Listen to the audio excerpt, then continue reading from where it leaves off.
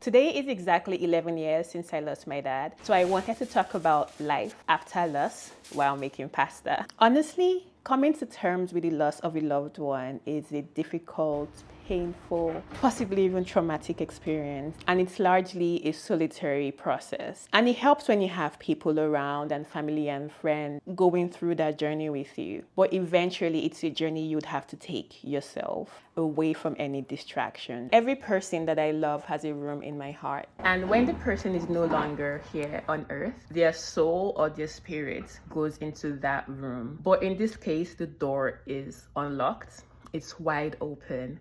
And this is when the grief overwhelms you. There are times you wake up at like 2 a.m., 3 a.m., and you're just like bawling your eyes out. You're literally in like that fetal position and you just can't comprehend life. You can't comprehend loss. You can't comprehend a life without this person in it anymore. I had a lot of regrets attached to accepting the loss of my dad. There were many things I left unsaid. There were many things I had pushed because I thought I had more time. I wanted him to be a lot more proud of me, and I wanted to be like an accomplished corporate girl. You know, when I'm older and I have my job and I have a house and I have all these like smart things to talk about, I would be able to build a closer and a much more intimate relationship with him. So I couldn't accept the fact that he was gone, and all these ideas I had in my head for future me would never ever materialize. But like every human condition, you learn to adapt. And slowly, with time, the door begins to close. And eventually you muster up the courage to shut the door when you finally accepted the passing of this person.